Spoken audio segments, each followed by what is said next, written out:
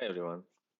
This is our lecture number 8, Bayesian decision theory or Bayesian. Um, Excuse me. Okay.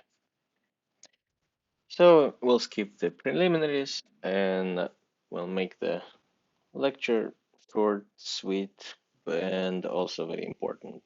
So the Bayesian view of the world.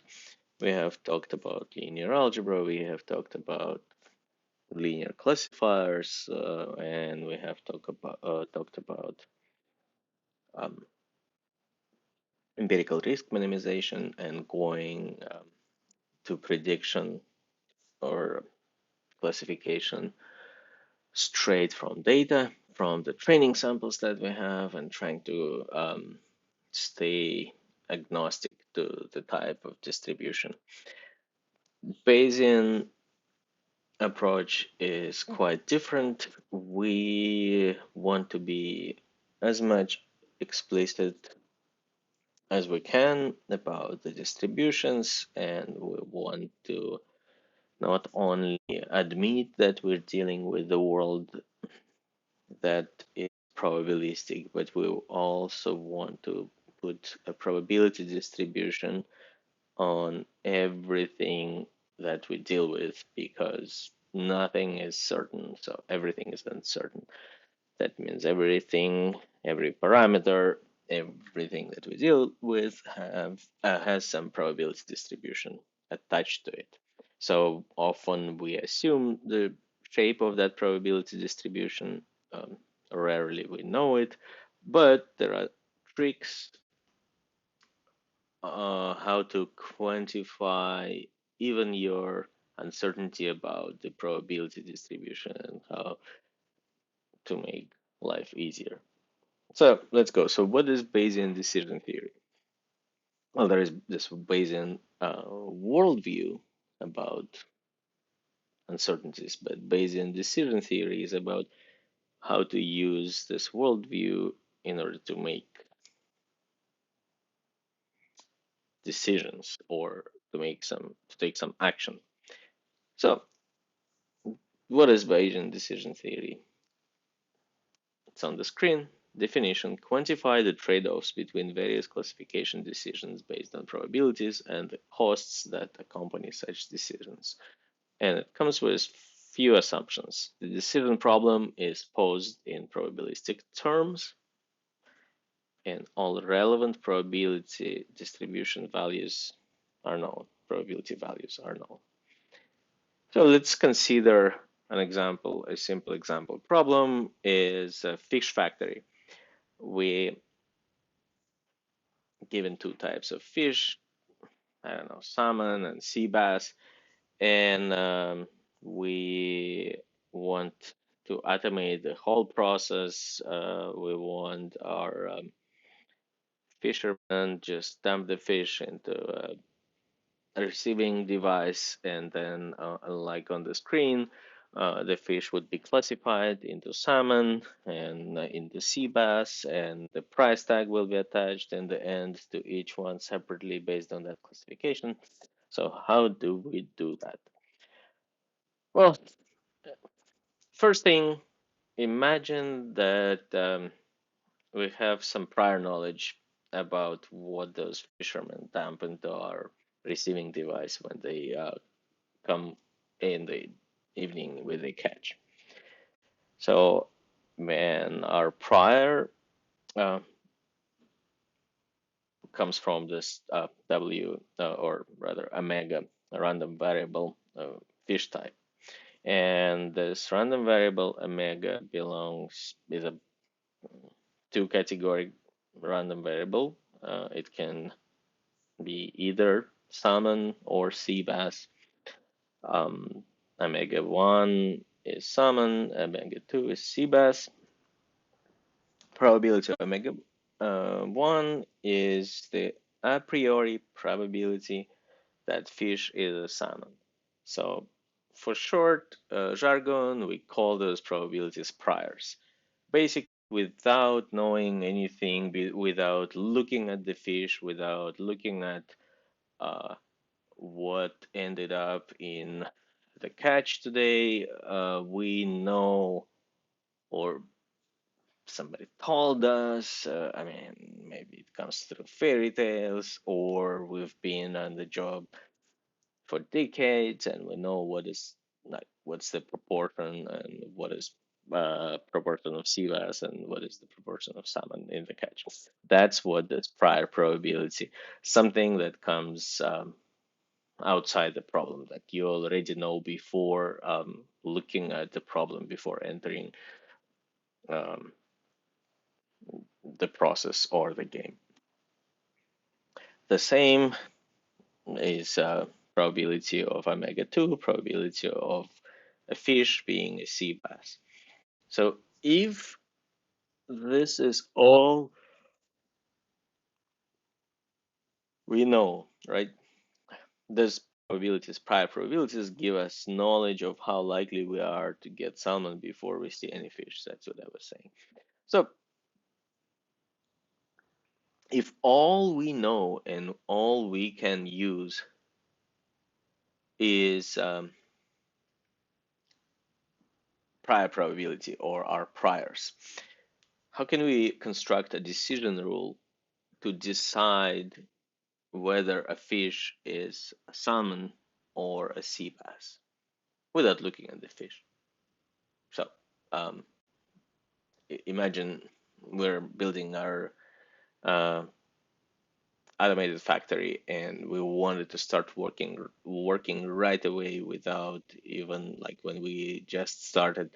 So sort of our minimal working factory, what would it be? We haven't measured anything, we haven't installed any cameras yet or whatever sensing devices, measurement devices, but we already, well, I mean, the fishermen bring the fish. We have to do something with it. So what we can do is decide based on this rule if the probability of getting a salmon is higher than probability of getting a sea bass, just decide salmon all the time.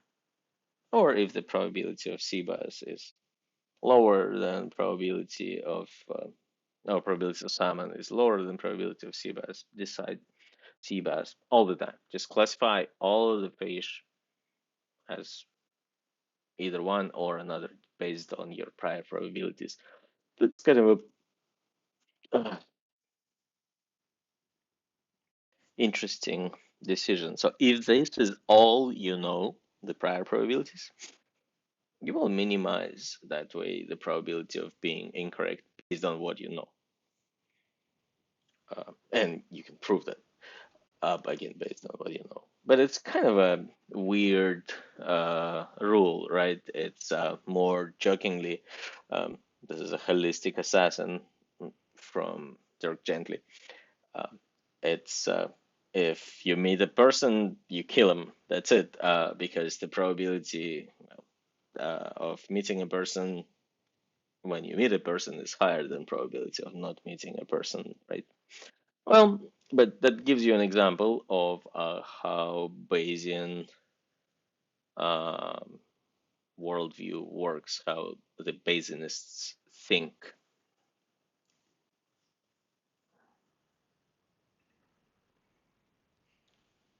So decide based on just the prior. If the prior probability of salmon is way higher than probability of sea bass, and will be right most of the time when decided about uh, what class to classify this fish to.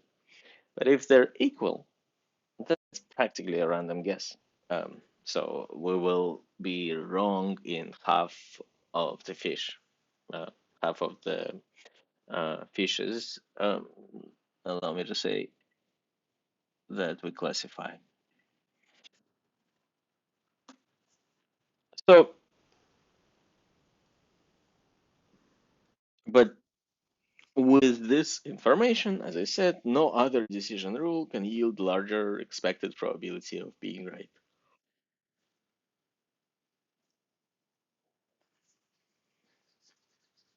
Unless you have some other information available.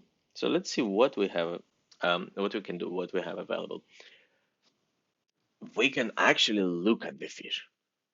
Yeah, hard to imagine, but we can, and then maybe we'll get some additional information about the fish, and then improve our classification accuracy or decision making. So if we know class conditional probability densities, if we know what's the probability of observing some features given the class, then we can make better decision. For example, let's say X is the observed lightness of a fish. So it's either uh, light or dark, right? Lighter or darker. And imagine one fish is darker, one fish is lighter. But if we knew that is a sum, like let me just go back. If we knew that this fish, a salmon, then we know how often or how likely a salmon to be light, right? Or are they darker fish? Yeah, they're probably darker fish. Um, so paradoxically, uh, we want to figure out the omega. We want to figure out whether it's a salmon or a sea bass. But all we know, if we knew, like, take all of the salmon fish that we looked at or so far, and we can construct this probability. Okay, if it is a salmon, then probability of this feature is that, probability of lightness is this, and the same for sea bass. How can we turn this upside down? Because we want to look at the fish. We want this. Given a fish, or set of features of that fish, what is the probability of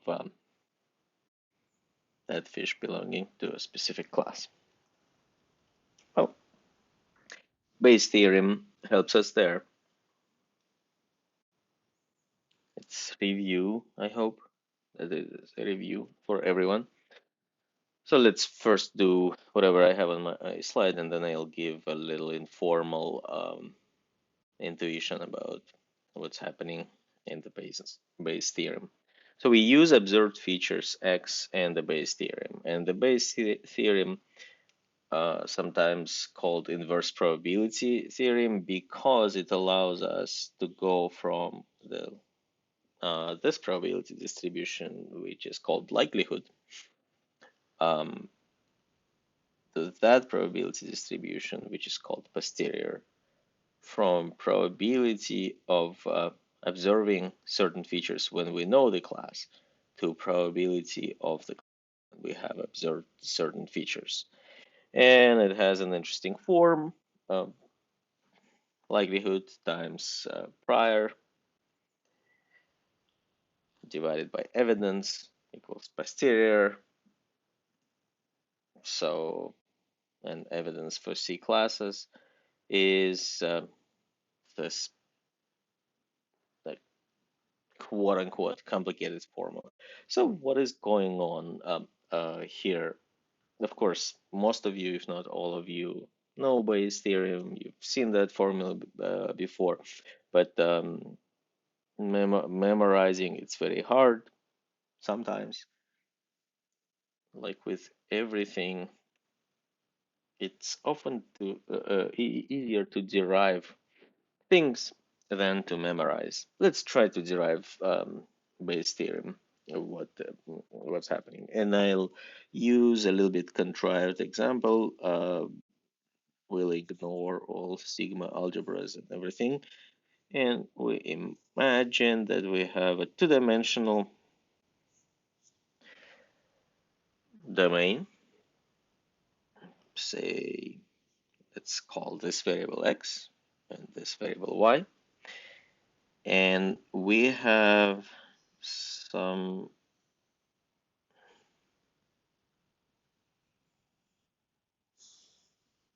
interesting joint distribution of those variables.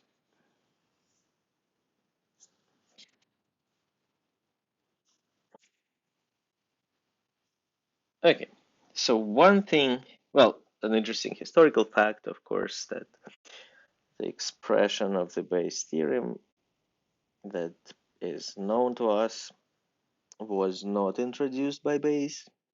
It was introduced by Pierre-Simon Laplace. Rather, Bayes was talking about slightly different things, and namely, he invented the conditional probabilities. But from conditional probabilities, we immediately get what we need. So if we have a joint distribution like that, we can integrate and note the fact that this is a joint distribution on this rectangular domain allows or informs us that it integrates to 1. So if we will integrate this probability density,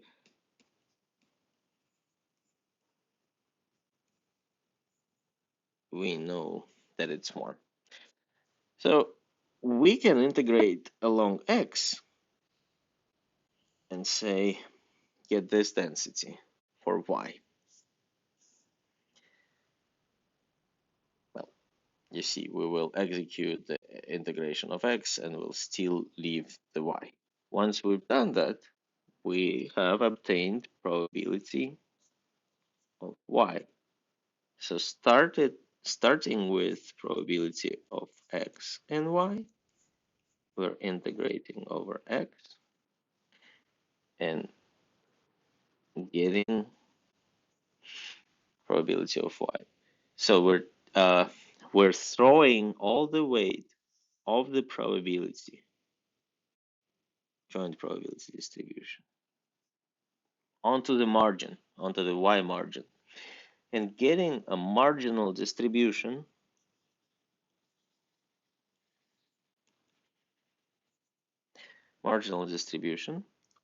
through a process that, unsurprisingly, called marginalization. The same we can do for x as well. We can marginalize y out or push all of the mass to x and get, I'm drawing something, I'm not looking at my 3D picture, but that should give you an idea. So this is marginal distribution of x. Since the joints integrate to 1, marginals also integrate to 1 because the probability of mass remain. Now, what do we do if we want to find out for a fixed x, like this value right here? What is the probability distribution of y? And that's what Reverend Bayes did or worked with. So we have fixed a to some constant value, and we want to know this distribution, right? Well, that's easy, right? Take your joint, replace your x with c, and leave the y, and your distribution that you're looking for, so-called conditional distribution. Because we condition on x, because given a condition that x equals c, what is the probability distribution of y? Well, all good, but now this is not a probability distribution because it does not integrate to one anymore. it's just a small subset. So how do we make it integrate? How do we make it to integrate to 1?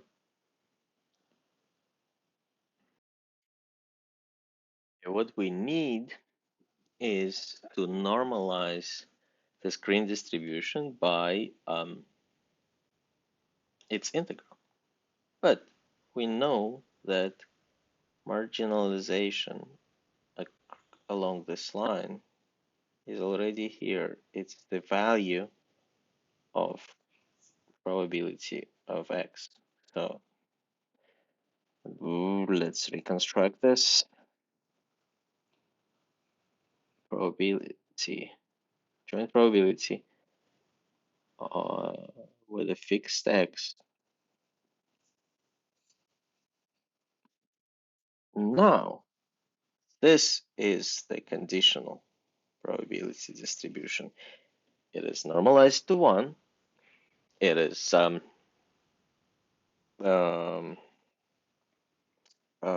excuse me, yes, it normalized to 1, and it represents probability distribution, proper probability distribution, and it answers to the question, what is the probability distribution of y when x equals c?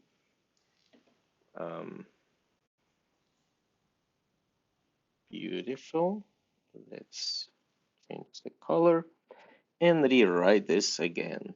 So we started with simple sort of quote-unquote geometrical argument, probability of y given x. Let's drop the c. We're assuming in conditional distribution, we're always assuming that x is fixed. As soon as we change x, it's totally different probability distribution now. Could be like they have nothing in common with each other, right? So I hope it is crystal clear where this comes from now. Nothing to memorize. It's just derived from basic principles. But without my further argument, you can immediately see, and if you don't, pause the video and think about it for a second. But you can immediately see that symmetrical situation holds. So we know what is probability of y given x, and we know what is probability of x given y. Now,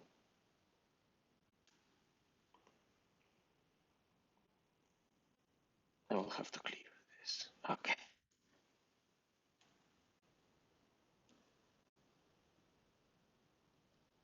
To continue, we have just derived simply from basic principles. Okay. Recording. Probability of x.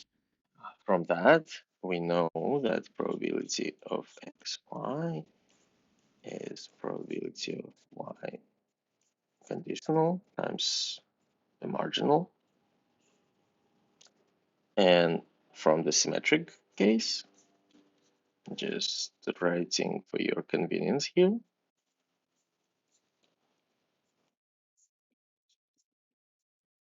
we know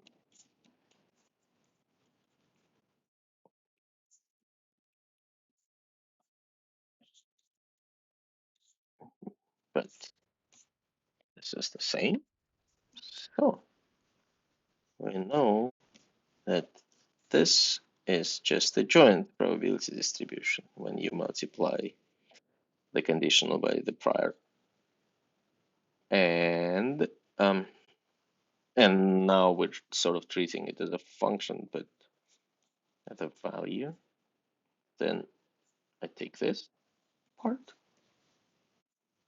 and I have arrived at the Bayesian formulation. And of course, this is not like fully mathematically strict, and anyone can find holes here, corner cases, this and that. What about infinite domain? What about this? What about that? But the basic principle is this. All of the corner cases you can work out, and what you see on the screen holds and allows us to enjoy a lot of the benefits probably of Bayesian statistics and Bayesian worldview. Let's see which ones. So we can use Bayesian formula, and we can use it in practice in many situations to work out our intuitions, and like the example that we have on the screen right now. I didn't put the COVID example, and COVID testing, as you know, it often gives negatives and positives, or false negatives, false positives. Um, Nothing is ideal, everything is probabilistic. Remember, today we are in the probabilistic world thanks to Bayesian statistics. So, one person is what is known to you, again, from statistics from the prior observations. One person is 200,000, has a particular progressive multifocal leukoencephalopathy, PML. There is a diagnostic test for the disease, and it is correct 99% of time. Not bad, right? Your test is positive. You went and tested. You went and got tested, and the test is positive. So the question is, what is the probability that you have PML? So what we have is that, you know,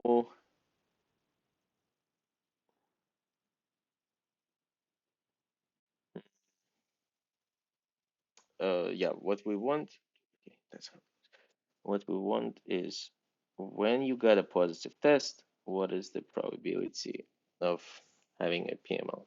You know that test is positive already. So that's why we're only looking at this value. A test could be positive or negative, but once it is positive, it's fixed. So our x is where we have tested positively, this x. And our probability of getting a positive test when there is PML is 99% of the time, or 0.99. Our probability of getting a positive test at the same time when there is no PML is just a complement, 1%. And probability of occurring of the device, or of the disease, sorry, our prior probability of PML is just 1 in 200,000. A very rare disease, very precise test. 99% of the time gives us what we like correct result. So, well, but from that it follows that probability of not having the test, PML, is also very high. It's 2000 minus 1 over 2000, 200,000 minus 1 over 200,000. So then, if we use all these numbers and Bayesian formula to invert the probability, to invert this probability, and the inverse probability is only 5%. So you've gotten tested positively, and you starting to panic. Is it, well, it's a big stress, but don't worry. The actual probability that, even though the test is positive, the actual probability that you're having a disease, that particular disease, is only 5%. So very powerful worldview. You can invert Bayesian. You can invert probability distributions and make decisions when you only know about when you know the likelihood. you can figure out, and we all, thanks to the theory, can figure out what's the probability or what is the posterior. In our case, we still have, remember, we're under contract, and so we're liable. We have to finish building our fish factory, automated, no more, no less. So to finish building the fish factory, what we want is to uh, deal with the posterior, because we want all of our machinery, all of our devices absorb, measure, um somehow otherwise collect data about every fish when it comes through about the fish, and just be able to say it's a sea bass, omega 2, red on the screen, or a salmon, black on the screen, omega 1. If we plot those posteriors, even unnormalized,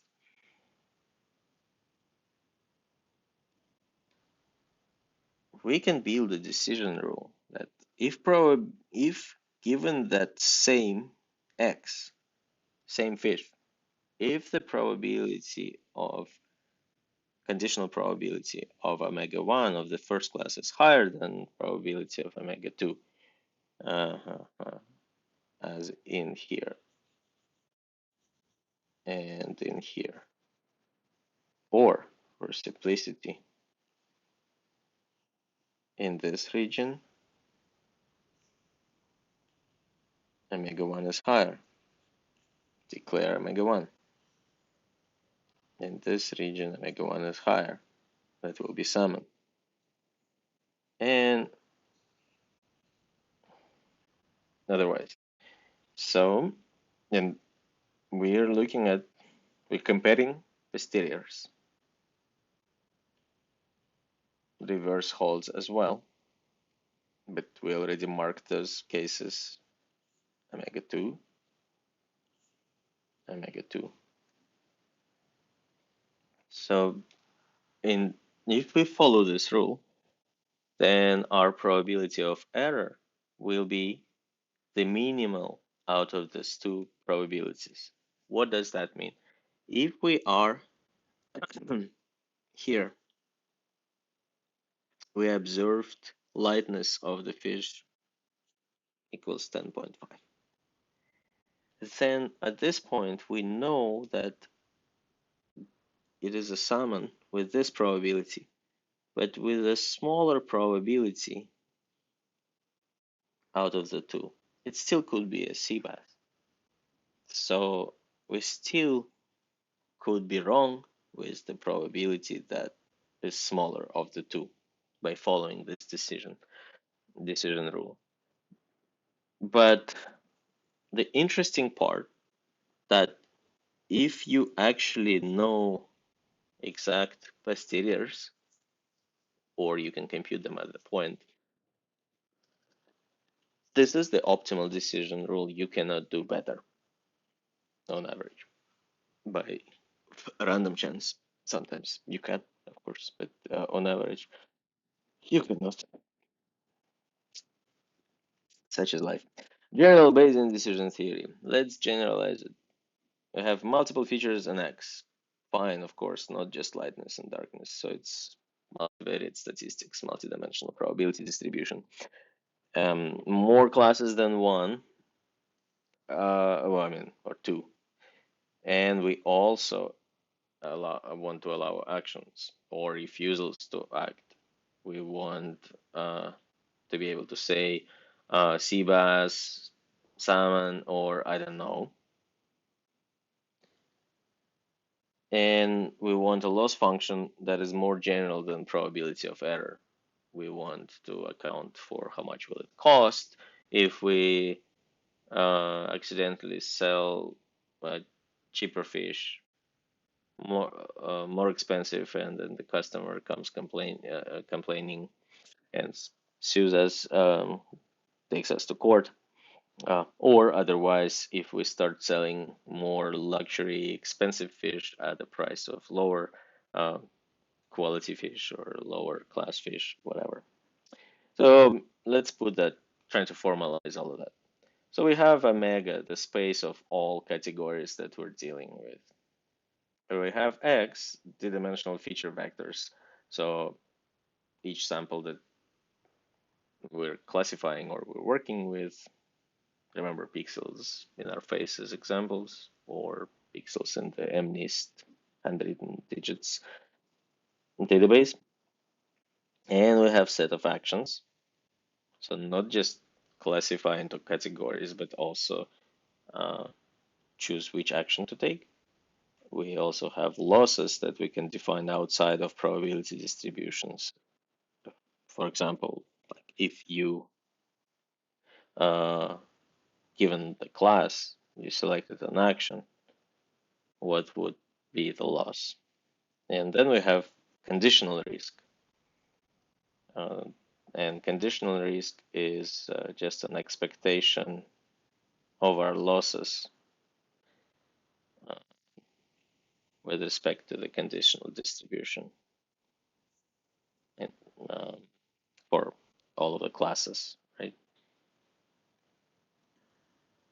And then we have total risk when we marginalize over not just the classes, but also the actions. So that's the generalized Bayesian decision theory. So yeah, this assignment was fun when we had real in-class interactions. But think about this problem.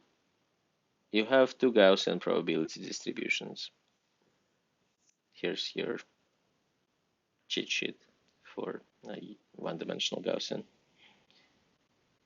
And our conditional or our likelihoods, conditional distributions, our likelihoods for class 1 and class 2 are expressed as Gaussian distributions with mean 20 and variance sigma 4. Another one is 15 and 2. And our prior for each of the class, each of the omega here is 1/3 and 2/3 respectively. So we have a one-dimensional space. We have origin somewhere here. Then we have 10 and 20 and 15. And your task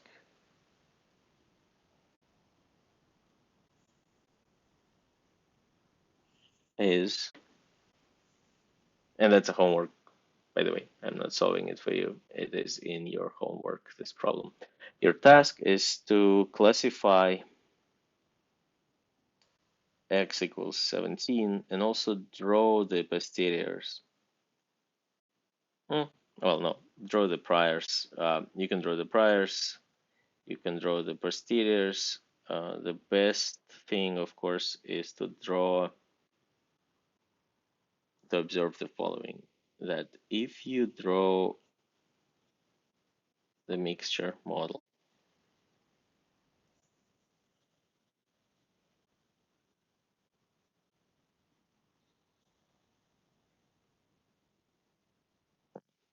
Vx,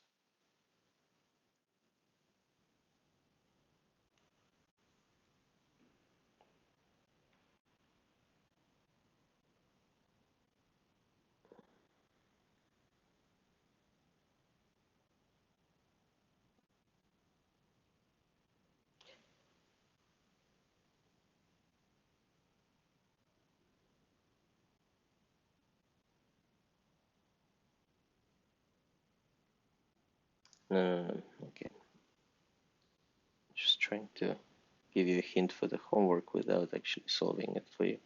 Uh, what I'm trying to say is that you need to draw some Gaussians such that they're normalized by the class conditional distributions. And in effect, you will be drawing the posteriors, like in order to classify this class 17, right? You need to draw the posteriors of omega 1 given x is 17. and omega 2 given x. And use our decision rule here in order to decide which class each point, 17 in this case, belongs. So that we can do. And then maximum a posteriori. So we're going to talk about maximum likelihood estimation. I think it's like next lecture. But maximum a posteriori or MAP is the poor man's Bayes for a reason. Because we're talking about Bayesian decision theory and Bayesian worldview and Bayesian statistics, as everything is a probability, and it's like, it's an interesting abstraction. It's like in Unix, or actually Plan 9, I took it to extreme. Everything was a file. In truly object-oriented programming languages like Smalltalk, everything is an object. So in Bayesian statistics, everything is a probability distribution. So we only accept answers as probability distributions. But maximum a posteriori gives the answer or an answer as a number. And that's why it's sort of not Bayes. It will look at the posterior distribution, and instead of giving the full distribution as an answer, we give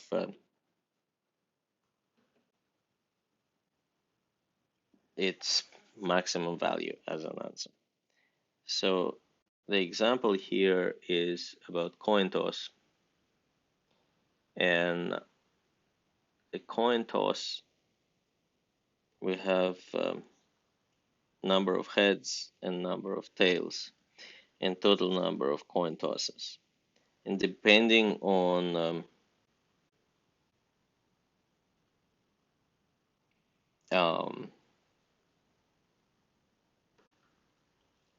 so probability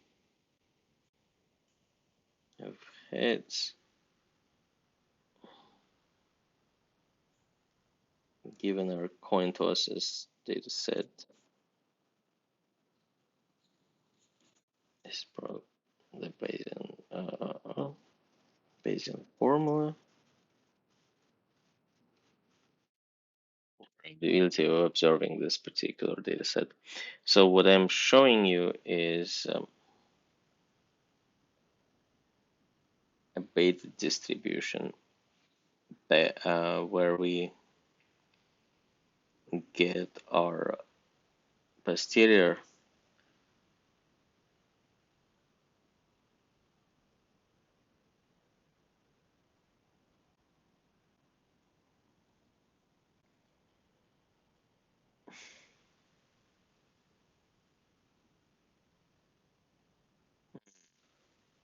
okay, scratch that. Let me okay. It's better to record the lectures not at night, but at night it's quiet, of course. So what we're trying to say, for coin toss, we have only one probability, right? And let's call it probability of heads, that parameter, because the other is 1 minus theta. So we have a coin, and we're throwing that coin, and we want to figure out what's the probability of heads given our data, all of the coin tosses. So what is the probability of observing this particular sequence of coin tosses if our probability of heads is theta times having that probability prior on theta, and just in general, regardless of thetas, what's the probability, or integrate across all possible thetas from 0 to 1. what's the probability of observing this particular sequence. So the posterior and the prior are in this parameter value space, so it's theta. And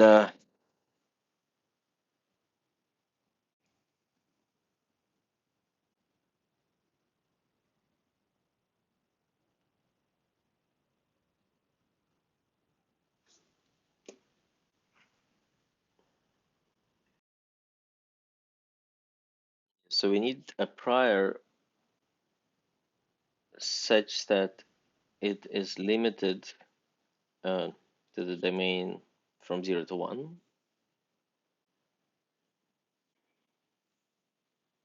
So the probability, the theta can only belong to 0 to 1, right?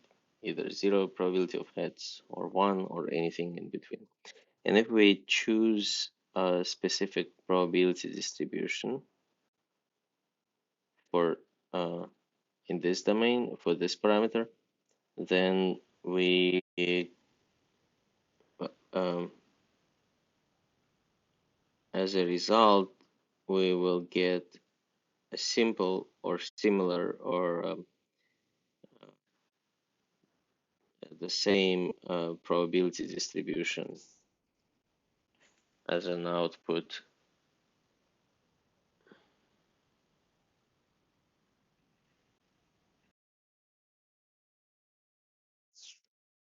So basically, if we have some likelihood, and in the case of the coin toss, this likelihood with the parameter theta probability of heads is Bernoulli distribution, and we have a prior. What shape of the prior shall we choose to handle it easier? So Bayesian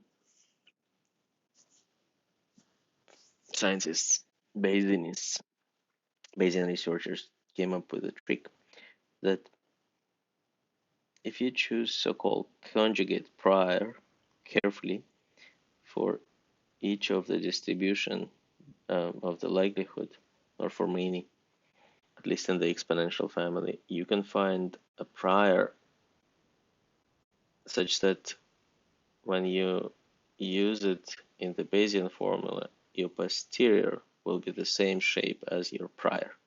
So if we choose beta distribution as our prior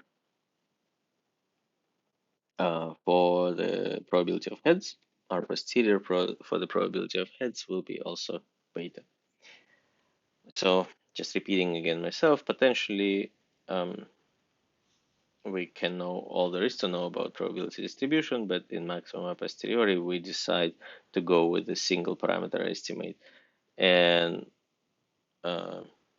again, if we can evaluate this distribution at a single point, it doesn't mean we can just plot those distributions.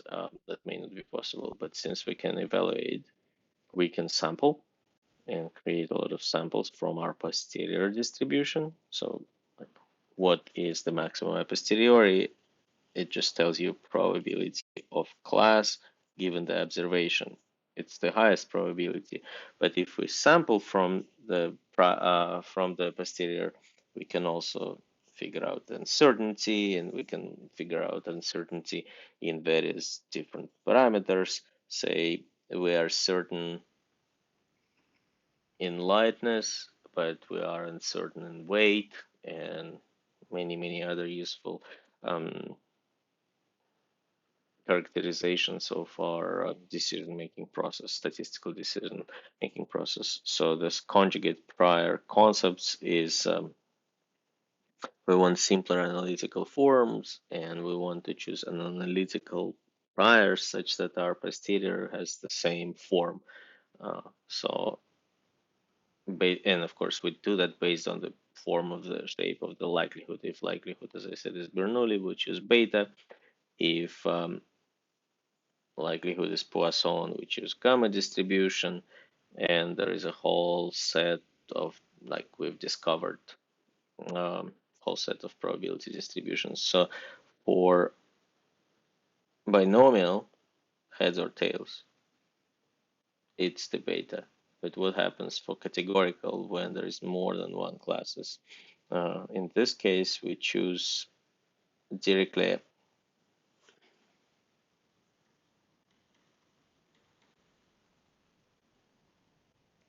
So we choose Dirichlet distribution, and that is basically defined on a simplex, because if you have class 1, class 2, class 3, and say class 4, the probabilities of each of them are between 0 and 1, and or rather, they have to sum to 1.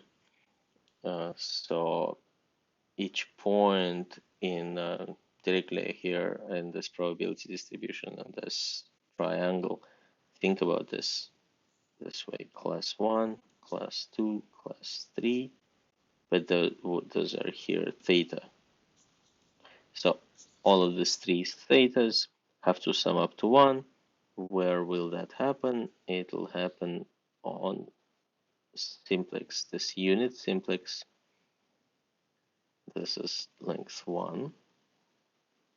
And any point on that simplex guarantees that the sum of the x and y and z coordinates, or theta c1, c2, and theta c3, sum up to 1. And then we set the distribution, which combinations of those parameters are likely. And this directly generalizes that to 4, 5, and other dimensional distributions. So that's a quick and somewhat intuitive, somewhat brute force introduction to the Bayesian decision theory, ratio of posteriors, or log ratio. We'll think about the following. Uh, I'm just trying to jump to what to remember, what to take out of this lecture. So if we have posterior distribution omega,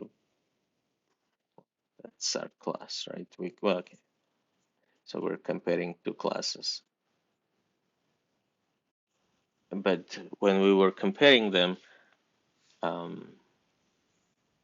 one and another. So in the places where one is larger than the other, we select the blue, where blue is higher, and we select white, where white is higher. This is kind of tedious, this or that, back and forth. Can't we just simplify it? Remember how in our, we always, thanks to mathematicians, they try to make everything elegant and simplified. When we had similar situations to when we had perceptron, WX transpose could be either positive, or WX transpose could be negative, and then if it's a positive class, we mischaracterized it. How to simplify? We just multiplied by the labels, and then we were looking, but this was correct and negative was incorrect. So can we do something in our case here? Instead of comparing what is higher, can we just like set up a universal criterion? Yes, we can. We know they're non-zero and sum to 1. We can look at probability ratios as long as they are defined in the same domain, and we can compare it with 1. If they're equal, it will be 1. If probability of class 1 is higher, it will be less than 1. And if probability of class 2 is higher, if it will be more than 1, then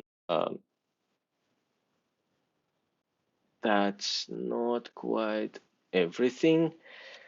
We can simplify it further because, another trick, remember that each of those distributions, and I'm trying to feed you with everything in one lecture. So each of this distribution is nothing but probability of x given omega 1, probability of omega 1, and then nasty quantity probability of um, x, like when we have a normalization factor that's hard to